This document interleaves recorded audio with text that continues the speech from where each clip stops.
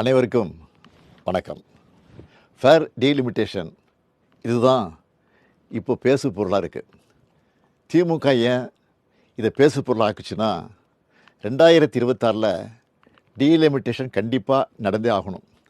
அப்போது மக்கள் தொகை அடிப்படையில் தொகுதி மறுசீரமைப்பு செஞ்சால் நம்மோட எம்பிக்களுடைய பிரதிநிதித்துவம் பாதிக்கப்படும். இதை உணர்ந்து தான் நம்ம முதல்ல குரல் எழுப்பியிருக்கிறோம். இது எம்பிக்கள் எண்ணிக்கை சார்ந்த பிரச்சனை மட்டும் கிடையாது, நம்ம மாநிலத்துடைய உரிமை சார்ந்த பிரச்சனை.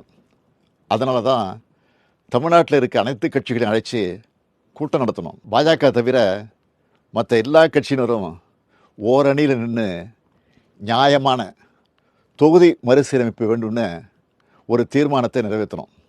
அதில் இந்த தொகுதி மறுசீரமைப்பால் பாதிக்கப்பட உள்ள மற்ற மாநிலங்களையும் ஒருங்கிணைச்சு போராட வேண்டும்னு முடிவெடுத்தோம்.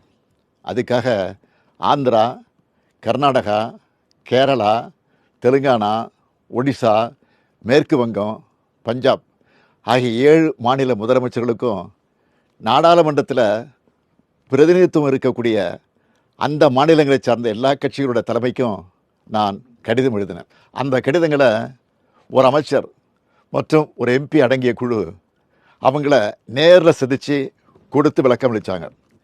எல்லா மாநில முதலமைச்சர்கிட்டையும் நானே ஃபோனில் பேசினேன். இதை தொடர்ந்து சிலர் நேரடியாக வர்றதாகவும் சிலர் ஏற்கனவே ஒத்துக்கிட்ட நிகழ்ச்சிகள் காரணமாக தங்களுடைய பிரதிநிதிகளை அனுப்புகிறதாகவும் சொல்லியிருக்காங்க. இந்த முதற்கட்ட ஆலோசனை கூட்டம் நாளை மார்ச் 22 சென்னையில் நடக்க இருக்கு. இப்போது எதுக்கு இந்த கூட்டத்தை நடத்தணும்னு சிலர் கேட்குறாங்க. தொகுதி மறுசீரமைப்பால் நம்ம தமிழ்நாடும் நம்ம அழைச்சிருக்கிற மாநிலங்களும் பாதிக்கப்பட்டால் இந்திய நாட்டில் கூட்டாட்சிக்கான பொருளே இருக்காது, ஜனநாயகத்துக்கான மதிப்பே இருக்காது.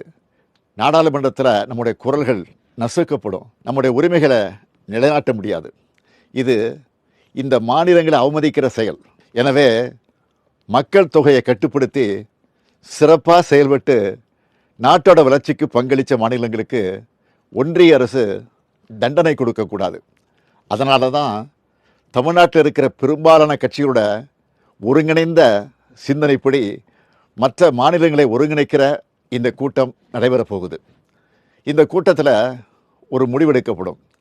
அதன் அடிப்படையில் அடுத்த கட்ட நடவடிக்கைகளை மேற்கொள்வோம். நம்மோட நியாயமான கோரிக்கைகள் நிச்சயம் வெற்றியடையும். நம்மோட இந்த முன்னெடுப்பு இந்தியாவை காக்கும். நன்றி, வணக்கம்.